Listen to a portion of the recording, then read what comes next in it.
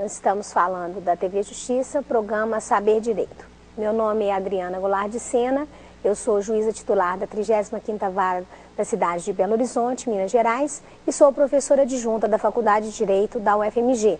Leciono nas disciplinas de processo do trabalho e a resolução de conflitos na graduação e pós-graduação, além de ser instrutora da ENAMAT do Tribunal Superior do Trabalho.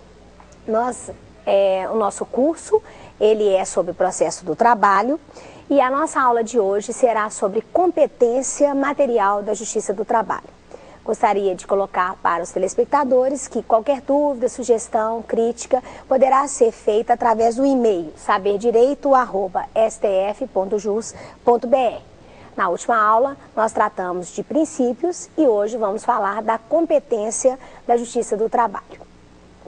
Bom, falar de competência, alguns dizem que competência é medida de jurisdição, alguns dizem que não é bem isso, mas competência é algo nevrálgico, é algo importantíssimo quando se fala de um determinado ramo do direito. E a Justiça do Trabalho passou agora, recentemente, com a Emenda Constitucional 45 de 2004, por uma alteração substancial no que diz respeito à sua competência. Houve uma ampliação inequívoca através dessa Emenda Constitucional 45 de todas as matérias que são agora tratadas pela Justiça do Trabalho.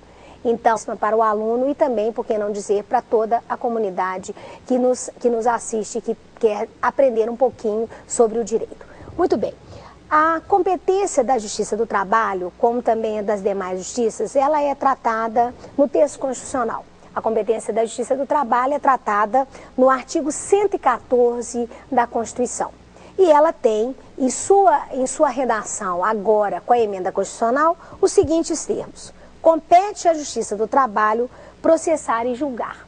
Eu queria ver se aqui da plateia a gente não teria uma posição sobre uma coisinha que mudou do caput do artigo 114 da Constituição. Eu queria saber o que significou a exclusão do verbo conciliar do caput do artigo 114 da Constituição.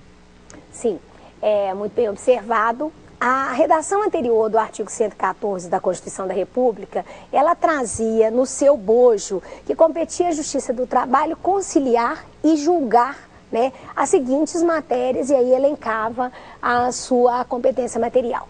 Essa exclusão do verbo conciliar foi interpretada por alguns como sendo, na realidade, uma orientação de que não caberia mais à Justiça do Trabalho conciliar os dissídios que estavam sendo colocados à sua apreciação. Mas, na realidade, isso foi uma mera técnica legislativa, ou seja, uma vez que nós vamos verificar inciso por inciso, existem alguns incisos aqui em que não há possibilidade de conciliação da CLT, que o ofício do juiz continua sendo de conciliar, não está em absolutamente nada alterado. Então, na realidade, o que significou? Significou tão somente uma adequação a partir dessa inclusão no elenco de competências materiais da Justiça do Trabalho, dessas, digamos, ações em que a conciliação não é possível, mas não altera em absolutamente nada o que diz respeito às outras temáticas em que é possível a conciliação. Muito bem, então, compete à Justiça do Trabalho processar e julgar e, no que for possível, conciliar.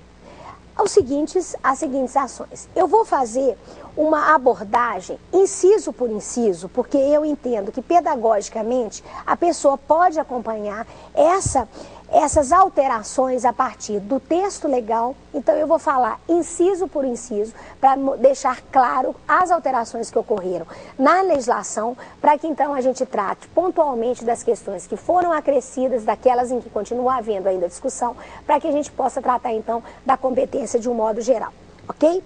Muito bem. Então, compete à Justiça do Trabalho processar e julgar. Diz lá o inciso 1º do artigo 114 da Constituição da República.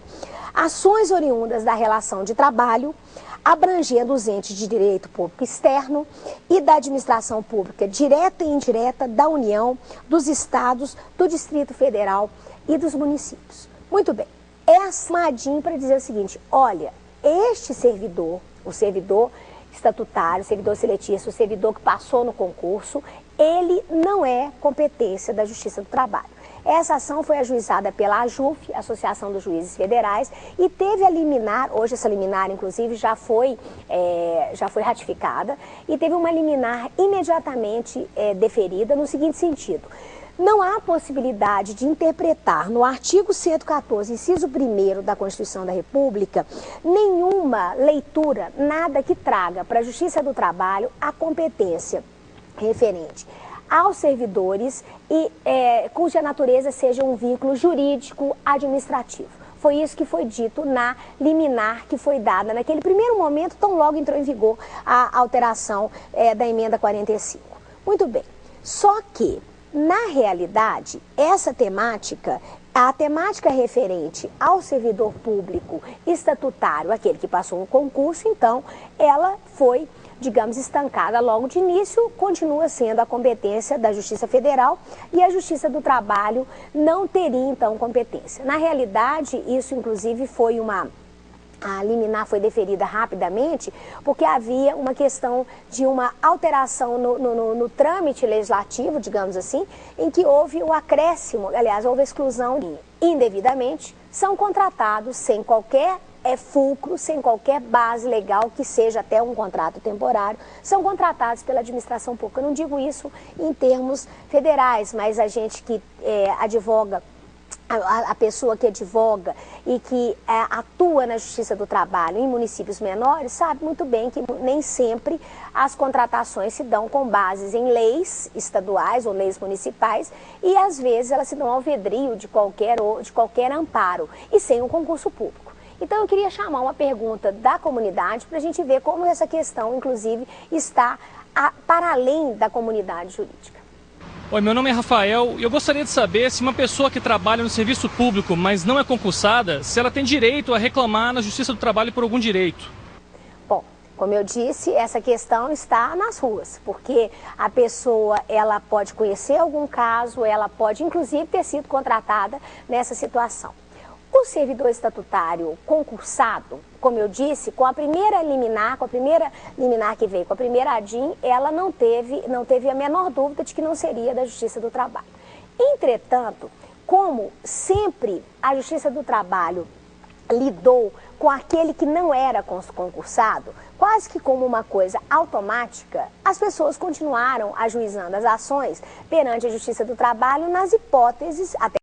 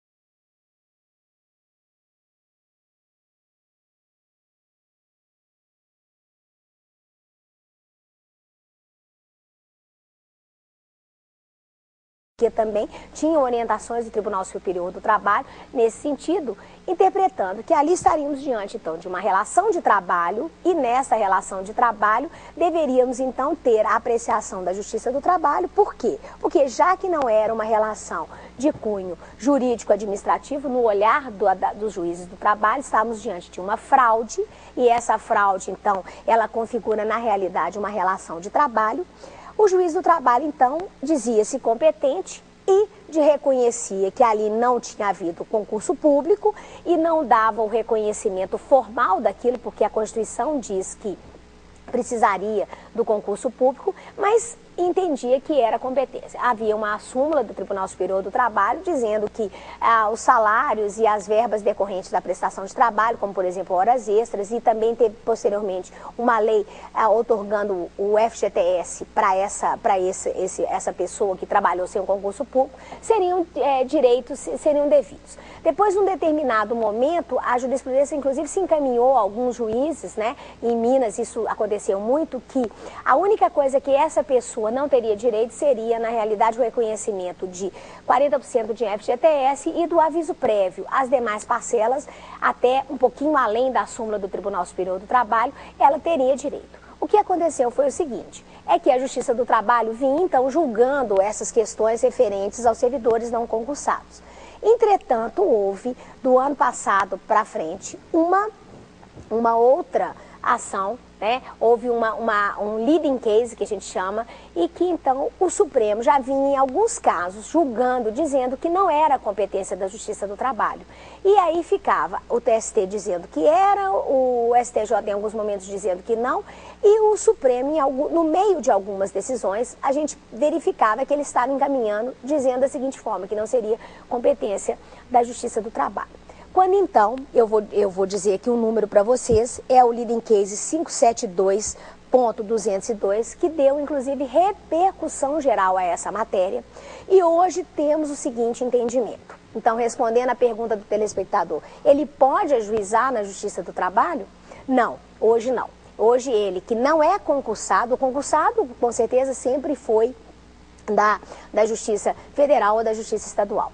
Hoje, inclusive, o que não é concursado, ele deverá procurar os seus direitos, não mais da Justiça do Trabalho. Porque qual foi a interpretação do Supremo Tribunal Federal? Nesse leading case já dito para vocês, e que houve, inclusive, a aplicação da repercussão geral nessa matéria. Diz o seguinte, diz o ministro relator da seguinte forma, que no caso, é uma relação jurídico-administrativa. O que vale dizer? Quando tem o poder público em uma das pontas, a relação que se forma é jurídico-administrativa.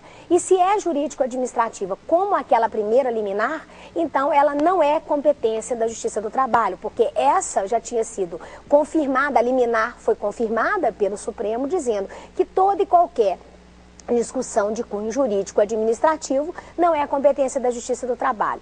E o Supremo interpreta que, se existe o poder público, ela é de cunho jurídico-administrativo, então não é da Justiça do Trabalho. Inclusive, no voto da repercussão geral, e aí é interessantíssimo que os telespectadores e também todos aqui os alunos saibam, que você entrando hoje no site do Supremo Tribunal Federal, você consegue acessar todas as matérias que têm repercussão geral, inclusive para que o juiz ou o operador do direito saiba se aquela matéria já foi dada a repercussão geral ou não, ou se está sendo aplicada uma jurisprudência da corte, muito organizada. Então, se você entrar lá, você vai ver que no voto em que deu a repercussão geral, a menção expressa o seguinte, ainda que seja fraude, ainda que haja ato de improbidade, porque a Constituição fala que tem que ser feito o concurso público, ou seja, não deveria existir contratação sem concurso público, não deveria existir contratação fora da lei do trabalho temporário, porque essa é uma forma que é admitido,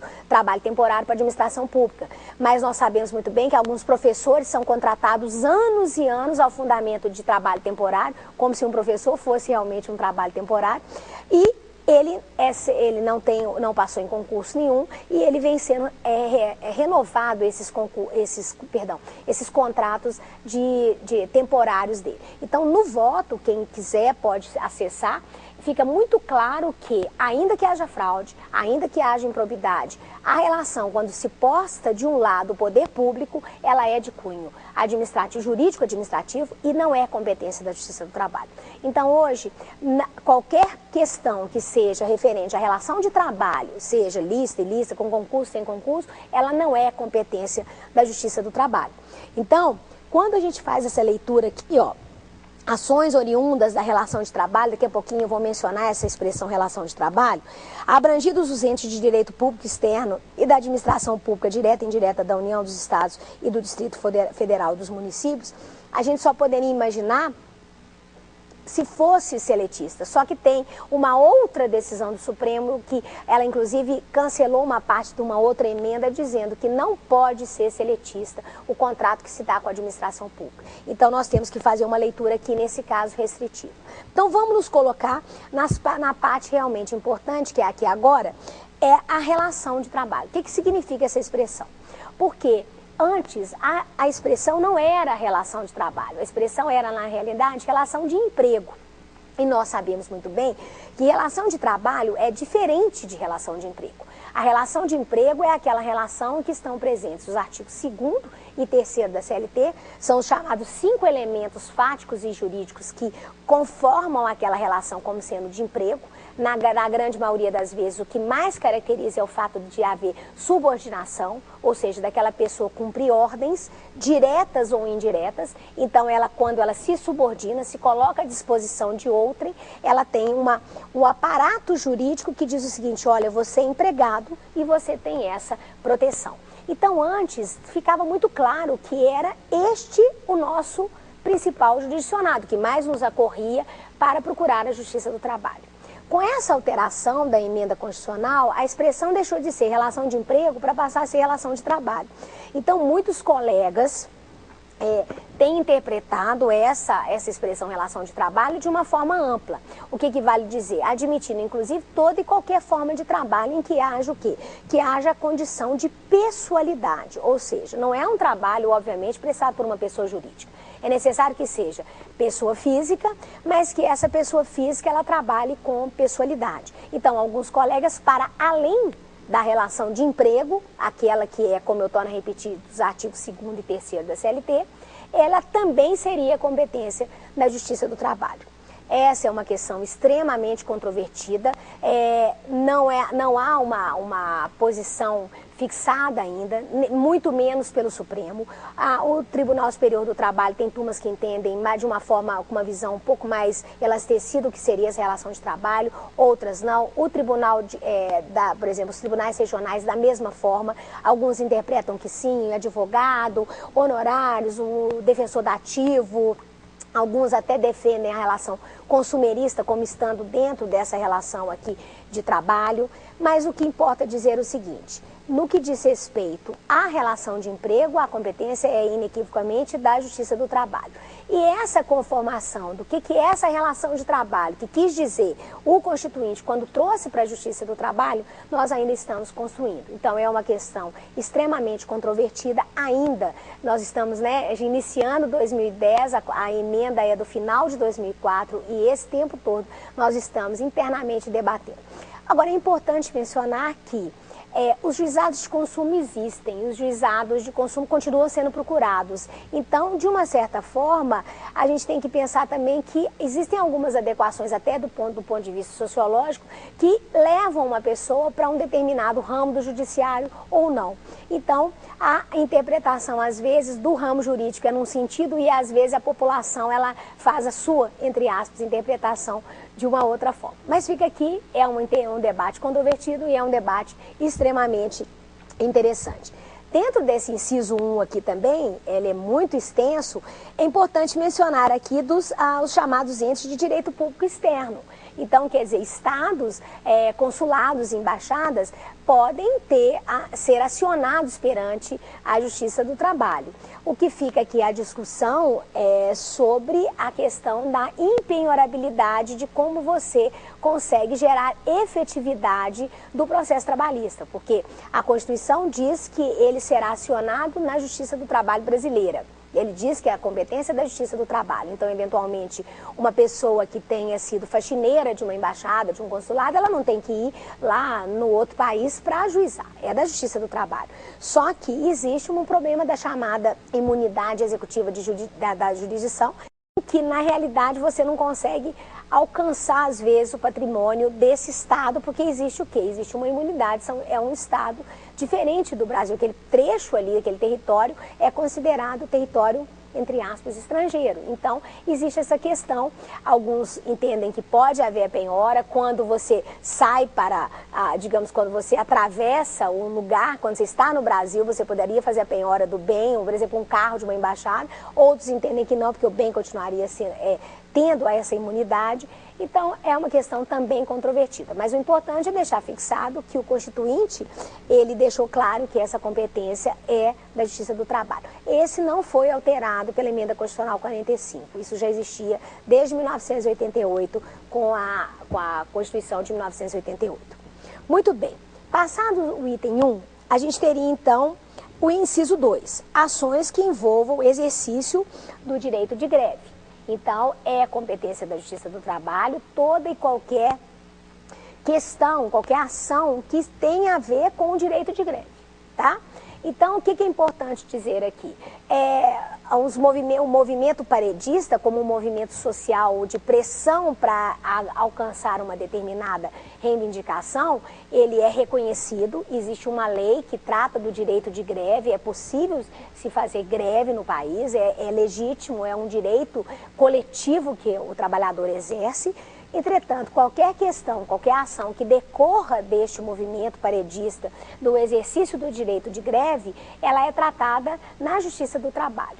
E aqui é muito interessante pontuar o chamado interdito probitório, que também teve uma decisão recente que dizendo que é da Justiça do Trabalho a competência para tratar do interdito probitório. Ou seja, se uma empresa entra com uma ação querendo conseguir de volta a possibilidade de acesso, por exemplo, a uma agência bancária, a um determinado estabelecimento comercial, porque o movimento paredista ele está impedindo o acesso do cliente ou dos trabalhadores, desde que seja a discussão se da legalidade ou da ilegalidade desse movimento, ou seja, essa retomada através do interdito probitório, ela não é buscada mais na justiça comum. Ela é buscada hoje, o Supremo já fixou a jurisprudência, já fixou a interpretação, aí novamente a importância do Supremo nessa questão que nós estamos tratando aqui, né? O Supremo disse que há competência o direito de greve. Dizer se o exercício do movimento paredista está irregular ou está regular, incumbe ao juiz do trabalho, porque ele terá a competência para dizer do restante do movimento paredista. Então o Supremo hoje já se manifestou dizendo que neste caso do interdito probitório a competência ela é da Justiça do Trabalho, não é da Justiça Comum. Então aquela empresa que sentir necessidade de ajuizar essa ação denominada de interdito probitório, ela vai ajuizar perante a Justiça do Trabalho. E todas as outras questões, tanto que, por exemplo, qualquer negociação coletiva em relação ao próprio direito de greve, a competência nesse caso não é do juiz de primeiro grau, é do tribunal. Ela é feita em centrais de conciliação ou nas vice-presidências do tribunal, cada tribunal tem uma organização em relação a essa tentativa de conciliação. Elas são feitas na Justiça do Trabalho, porque isso tem tudo a ver com um movimento coletivo. A greve é uma expressão desse movimento coletivo em prol de melhoras de reivindicação salarial, melhoras de condições de trabalho, ok? Então, isso é o inciso 2 do artigo 114 da Constituição da República. O inciso 3 dessa competência em matéria de trabalho, ele diz o seguinte: ações sobre representação sindical entre sindicatos e trabalhadores e entre sindicatos e empregadores. Aqui o Constituinte não deixou a menor dúvida, Todas as questões entre sindicato e empregador, sindicato e trabalhador e entre sindicatos são competência agora da Justiça do Trabalho. Qual foi a ideia do Constituinte do Trabalho? Na realidade, o juiz do trabalho, como ele falava de partes desse mundo do trabalho, a Emenda Constitucional 45, ela teve esse vigor, essa grande iniciativa de trazer para aquele juiz que julgava partes desse mundo do trabalho, ela trouxe tudo. Então, ela trouxe também as questões sindicais. E aí eu falo como magistrada. Hoje, quando vem uma questão de um sindicato para discutir uma eleição sindical ou para discutir uma questão de uma contribuição ou de uma representatividade de uma determinada categoria, é muito interessante porque antes eu não tinha conhecimento dessas questões que existem em um dos atores que são um ator do mundo do trabalho. Então, trazer isso para conhecimento do juiz do trabalho, que tratava de partes desse mundo do trabalho, trazer isso tudo para nós, foi extremamente interessante. Então, essa é uma competência que veio e nós estamos agora nos deparando com questões que dizem respeito a disputas sindicais, a questões de eleições, se a eleição foi feita corretamente, se a chapa podia ter tomado posse, se fulano é elegível ou inelegível, a questão das contribuições sindicais de 85 de 2004. Então, todas essas questões, representação e sindicatos e empregadores também, quer dizer, de vez em quando nós temos lá o sindicato, e aí a pergunta dele, né, a respeito da hipossuficiência. Quem é hipossuficiente? O sindicato? O empregador? Nós estamos, são bem distintos as pessoas que estão ali sentadas, a hipossuficiência ali na 114, que trata também de algumas novas competências. Por exemplo, tratando aqui do mandado de segurança. Você gostaria de ver se aqui na plateia tem alguma pergunta ou alguma observação em relação a essa questão do mandado de segurança? Meu nome é Vladimir Vasconcelos, sou estudante do UniCeub. Eu queria saber qual a hipótese de cabimento do mandado de segurança em primeiro grau. Sim. Pois não, Vladimir, exatamente essa observação interessantíssima. Por quê? Porque o mandado de segurança sempre foi competência da Justiça do Trabalho. Então, por que eu estaria dizendo que o mandado de segurança é uma nova competência? Na realidade, o interessante dessa alteração constitucional, a diferença dessa alteração constitucional é exatamente em que, hoje, o mandado de segurança, ele também cabe em primeiro grau. Ele não cabe apenas em segundo grau. O que vale dizer? Mandado de segurança contra o ato meu de juiz, de autoridade, sempre houve, a competência era do Tribunal Regional do Trabalho e, na realidade, eu não julgava. Na realidade, eu respondia o mandado de segurança, prestava informações no dizer jurídico do que é essa minha resposta, ok? Só que hoje, o mandado de segurança, ou seja, hoje existe competência de mandado de segurança em primeiro grau, porque hoje o ato da autoridade pode ser o ato da autoridade, por exemplo, o delegado regional do trabalho.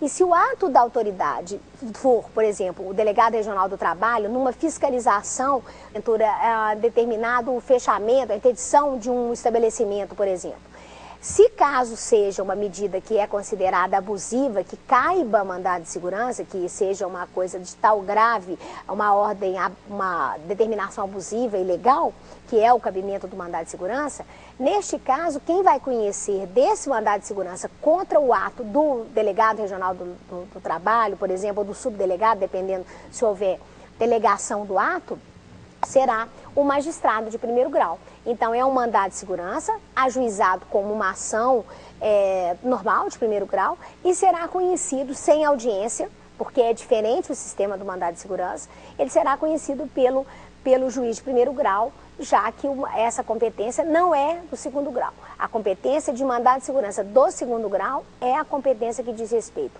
a ato de autoridade, juiz do trabalho, ok? Bom, então diz esse inciso 4 do artigo 114 que compete processar e julgar mandado de segurança, então hoje em primeiro grau e em segundo grau. Também habeas corpus e habeas data, quando o ato questionado envolver matéria sujeita à sua jurisdição. Muito bem, habeas corpus. O habeas corpus é uma questão hoje tormentosa, então eu vou tratar um pouquinho mais detalhadamente da questão do habeas corpus. Quando é que o juiz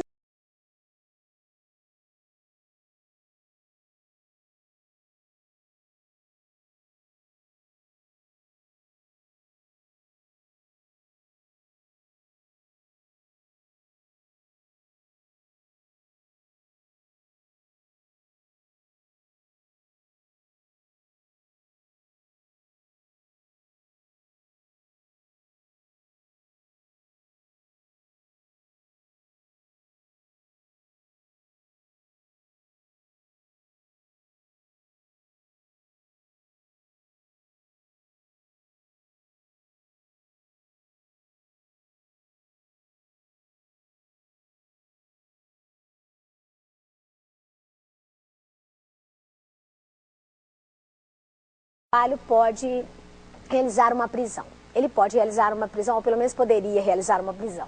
Quando ele estava diante do chamado depositário infiel, aquela pessoa que então eu fazia uma penhora de um bem e dizia, olha, você está como depositário desse determinado bem, você então vai cuidar desse bem para mim, para a justiça, ok? Então essa era uma figura, é a figura do chamado depositário. Só que se ele fosse infiel, ele vendesse o bem que eu deixei em confiança dele, ele estragasse, colocasse multas, etc, etc, o que ia acontecer? Ele teria a prisão decretada. A questão é o seguinte, existem normas internacionais, né? O Pacto de San José é um deles, em que diz que não é possível, e foi ratificado pelo Brasil, não é possível nós, na realidade, prendermos por dívida, tá certo? Então, recentemente, o STJ, ele publicou uma súmula dizendo que não é cabível mais a prisão por depositário infiel. Então, com isso, essa competência da Justiça do Trabalho de habeas corpus, ela vai ficar esvaziada. Porque se eu não posso prender, qual seria a outra possibilidade de prisão do juiz do trabalho, ok? Existe interpretação de que esse depósito que diz respeito, que está sendo tratado nos pactos internacionais, etc., ele diz respeito ao depósito por alienação fiduciária, que é quando eu compro um bem e não devolvo, acontece alguma coisa, eu então ficaria preso por isso. E que esse ato do depositário infiel, na realidade, ele atentaria contra aquele princípio de lealdade que eu disse para vocês na primeira aula, que é um princípio que informa o processo não apenas para as partes, mas para todos que participam do processo. Então, essa é uma boa discussão. Eu tenho certeza, eu posso dizer para vocês que a Justiça do Trabalho não está confortável em relação a essa impossibilidade de prisão do depositário, porque, infelizmente, tememos que os nossos depósitos passem a não mais ser cumpridos e sejam vilipendiados, e aí, com isso, o bem que está sendo garantido uma execução trabalhista, ele não tenha a garantia que nós poderíamos imaginar. Mas isso é uma outra discussão e mais na frente a gente pode retomar quando falar um pouquinho sobre o processo. Vamos lá. Conflitos de competência entre órgãos com jurisdição trabalhista, ressalvado o disposto no artigo 102, inciso 1 da Constituição. Muito bem, os conflitos entre os órgãos de jurisdição, eles são competências da Justiça, exceto quando tiver um juiz de outra justiça, em que então a competência será do STJ, no caso que haja o conflito de jurisdição entre seja um juiz do trabalho e um juiz da justiça comum, por exemplo. Então, quem vai dizer que é exatamente a previsão do artigo 102? Quem vai dizer quem é competente não vai ser o Tribunal Superior do Trabalho, mas sim o STJ. Agora, conflitos de jurisdição entre juízes do trabalho, entre tribunais e tribunal e juiz, vai ser tudo da Justiça do Trabalho, vai ser efetivamente julgado e decidido pela Justiça do Trabalho, ok? O inciso 6, interessantíssimo, muito rico, um debate, quase que uma aula somente sobre isso, é o que diz respeito às ações de indenização por dano moral ou patrimonial decorrentes na relação de trabalho. Então, aqui, neste inciso, foi um dos grandes aumentos da competência da Justiça do Trabalho. Ou seja, hoje, toda e qualquer indenização por dano moral, material, indenização por perda de uma chance, da teoria da perda de uma chance, ela vai ser o quê? Vai ser na Justiça do Trabalho, desde que ela tenha ocorrido no bojo de uma relação de emprego, de uma relação de trabalho. Então, vamos imaginar, a pessoa que foi assediada moralmente ou sexualmente. Se ela estiver no bojo de uma relação de trabalho, a justiça que ela vai procurar para buscar a sua indenização por dano moral, por exemplo, será a Justiça do Trabalho, tá?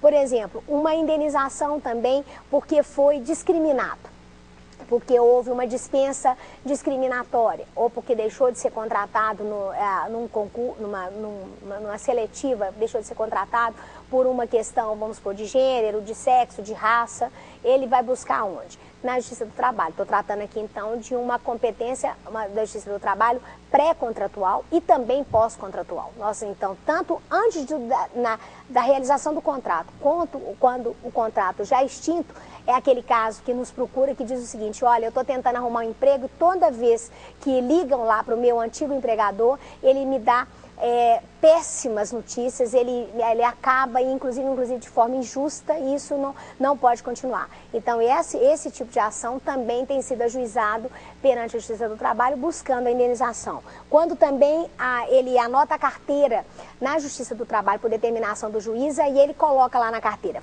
anotei por causa que o juiz mandou e não sei o quê, ou seja, coloca lá mais além do que deveria colocar. Isso prejudica a pessoa numa nova contratação. Então, essas indenizações têm sido buscadas com fulcro nesse inciso 6º do artigo 114 da Constituição. Agora, não somente isso. O acidente de trabalho que ocorre no bojo da relação de emprego, ele é hoje competência da Justiça do Trabalho. E aqui é importante a gente declinar alguns momentos só para falar um pouquinho sobre a questão do acidente do trabalho, porque mesmo antes da alteração da Emenda Constitucional 45, muitos juízes do trabalho já entendiam que com a Constituição de 88, essa competência já tinha vindo, porque o artigo que fazia referência que a competência da Justiça do Trabalho seria da Justiça Comum, ele não mais existiu no texto de 1988. Então, numa interpretação sistêmica, quando o legislador retira uma ressalva, a lógica seria do sistema daquela justiça que trata da relação global, da relação que seria a relação de emprego. Então, essa discussão, ela já vinha sendo travada muito antes da Emenda Constitucional 45. A Emenda Constitucional 45, ela teria vindo com o sentido de colocar um ponto final nessa discussão, mas ela não colocou. Durante ainda um tempo depois da promulgação da Emenda Constitucional, ainda houve esse debate se o acidente do trabalho, a indenização por dano material, moral, decorrente, ou lucros cessantes, etc., decorrente do acidente de trabalho, se eles seriam ou não competência da Justiça do Trabalho. Bom, o que acontece então? O Supremo Tribunal Federal, mais uma vez, chamado a se posicionar em relação a essa temática, o que ele fez? Ele diz o seguinte, que no caso a competência é da Justiça do Trabalho, porque a emenda constitucional disse assim, e aí ele estabeleceu um marco, tá? Um marco digamos assim, um limite para essa competência. Eu vou dizer aqui para vocês, essa competência, na realidade, ela foi dito pelo Supremo da seguinte forma: a nova orientação alcança os processos em trâmite na Justiça Comum Estadual, desde que pendentes de julgamento do mérito, quando dá a promulgação da emenda. Por quê? Se ele tivesse sido julgado por medida de economia judiciária, por medida de organização judiciária, eles deveriam ficar na Justiça que é comum. Olhem para vocês verem que lembram que eu falei na aula passada do artigo 87 da Perpetuatio Jurisdictionis? Esse foi por medida de uma questão de organização judiciária. O Supremo andou super bem, ele inclusive fala na emenda que ele vai determinar que o que já foi julgado fique e o que ainda não foi vá. Por quê? Porque se ele resolvesse todos os processos de acidente de trabalho fossem para a Justiça do Trabalho em qualquer situação, execução, etc, nós, não sei, talvez até inviabilizasse a prestação da Justiça. Então, nessa emenda, tá? Esse acordo foi um conflito de competência, o 7204 de Minas Gerais, é importante dizer, porque o aluno pode pegar e conferir no site do Supremo.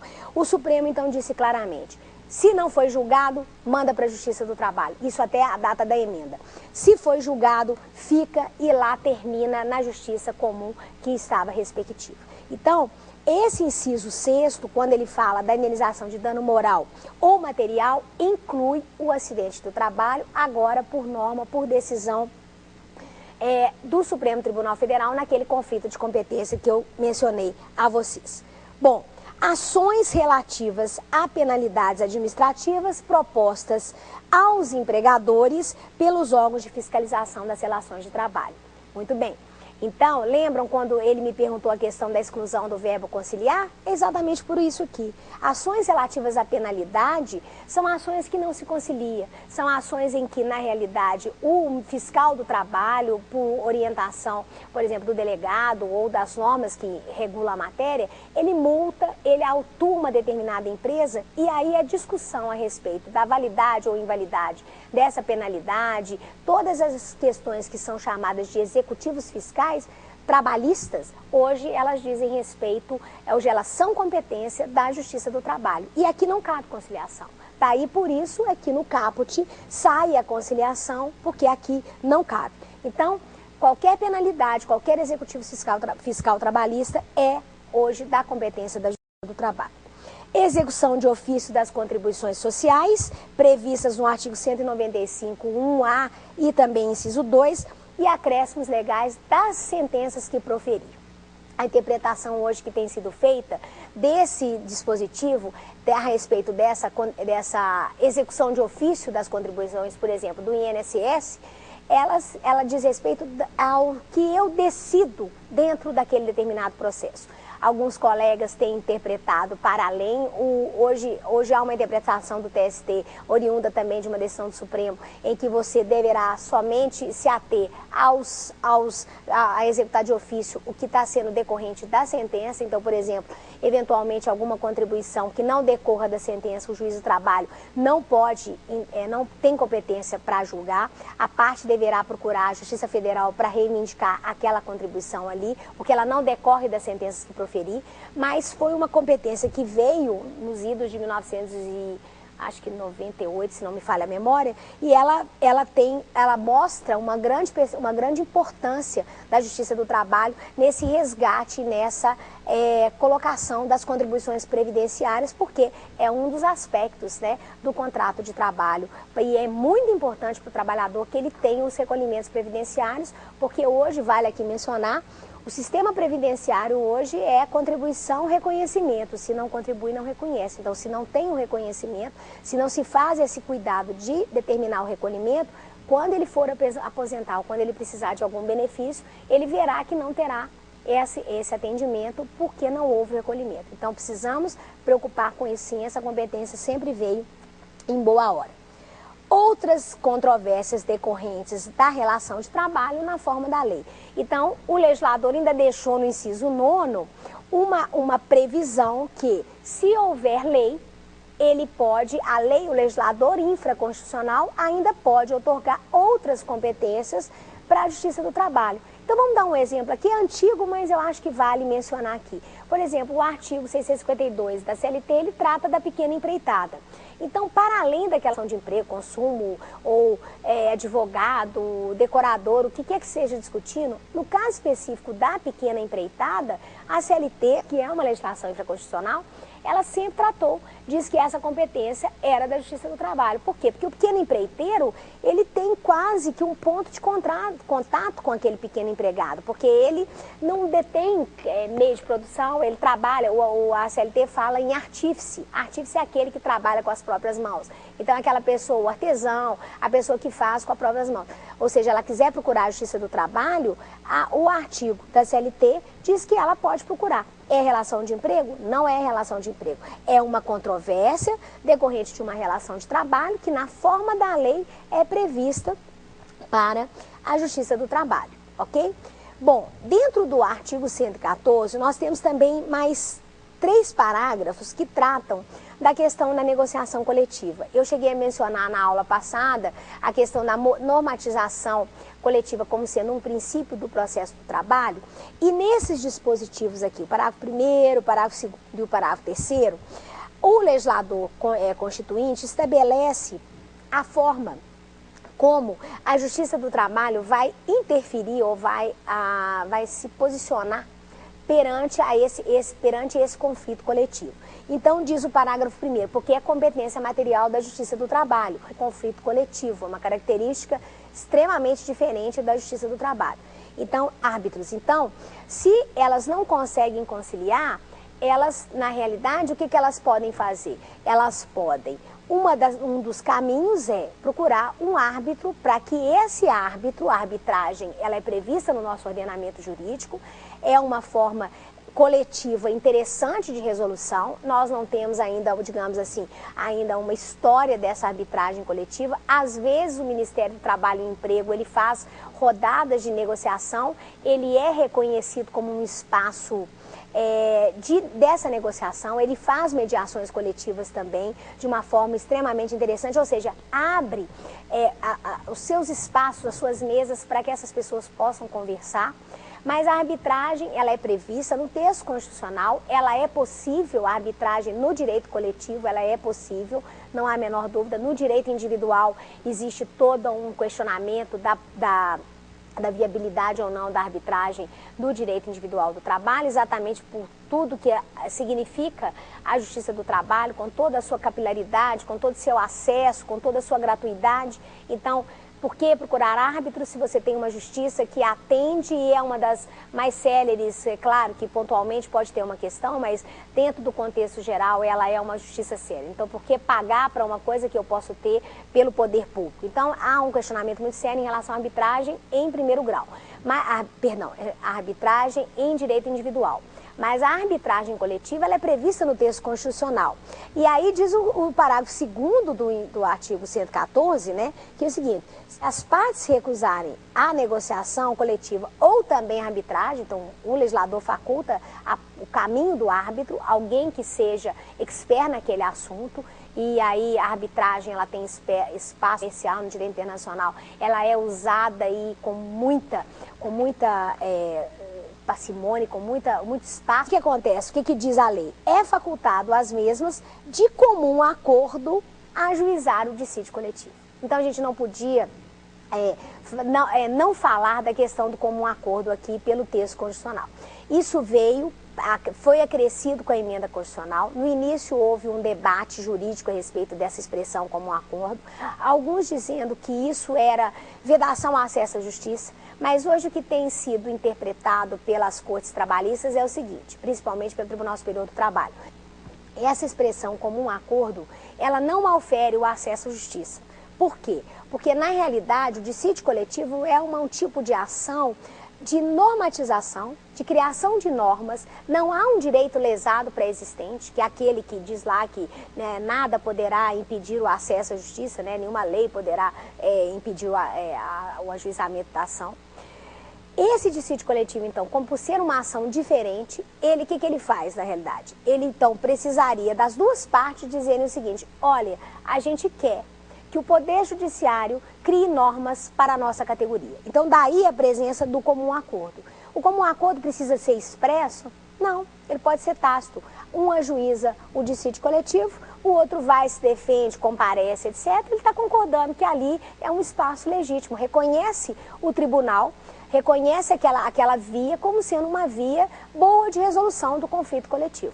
Mas se ele se recusar, se ele vier e apuser que não quero, não dou como um acordo, a negociação será feita, então, fora do Poder Judiciário. Ou seja, não vai, e a normatização só poderá ser feita pelas próprias do trabalho, porque aí o tribunal, inexistindo como um acordo, o tribunal não poderia, então, se manifestar, porque as partes não concordam que ele seria aquele órgão colocar uma decisão, criar normas para aquela categoria. Esse está previsto no parágrafo 2º. Agora, em caso de greve, diz o parágrafo 3º, porque a greve, ela altera, inclusive para a sociedade, né, em atividade essencial, com possibilidade de lesão do interesse público, o Ministério Público do Trabalho poderá ajuizar dissídio coletivo, competindo à Justiça do Trabalho decidir o conflito. Então, aqui, o que fez o legislador constituinte? Ele andou muito bem, porque se há greve em atividade essencial, aí a questão agora é definir o que é essa atividade essencial. O Ministério Público do Trabalho pode ajuizar o dissídio coletivo. E aí não há, como um acordo, não há nada disso, porque o Ministério Público, que é o defensor da sociedade, né, que constitucionalmente ele tem esse papel de defender a ordem pública e a sociedade, ele então vai ajuizar o dissídio coletivo, o tribunal então vai ser chamado a se pronunciar, chamado a criar normas, porque a categoria que ela lida com a atividade essencial, ela não mais consegue ultrapassar a negociação. Muito bem, a aula de hoje nós falamos de competência, tratamos do artigo 114 da Constituição, com todos os seus incisos e as suas nuances, inclusive trabalhando as alterações que foram feitas e também as colocações que poderiam ser feitas a partir da questão do dissídio coletivo e da negociação coletiva. Continuo aqui lembrando que a pesquisa nos sites, tanto do Tribunal Superior do Trabalho, quanto também do Supremo Tribunal Federal,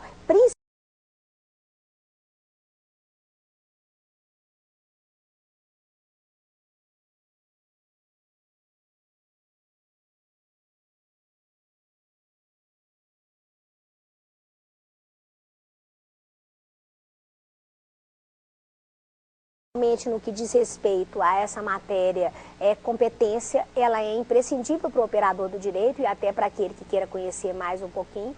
As páginas, elas têm as notícias e também a pesquisa é admissível pela jurisprudência, ou seja, a pessoa com o nome, com o assunto que ela quer pesquisar, ela consegue chegar ao conteúdo, tá? Então, continua sendo uma importante ferramenta para o operador do direito, ok? Bom, caso haja necessidade de alguma pergunta, alguma dúvida, algum questionamento, alguma sugestão, alguma crítica, o e-mail nosso é saberdireito@stf.jus.br. Quem quiser rever as aulas é só acessar o site da TV Justiça, que é www.tvjustiça.jus.br e fazer o download para poder assistir a aula. Eu gostaria de convidá-los para assistir a nossa próxima aula, que será procedimentos e ritos trabalhistas, e também gostaria de agradecer a participação de vocês na aula de hoje. Obrigada.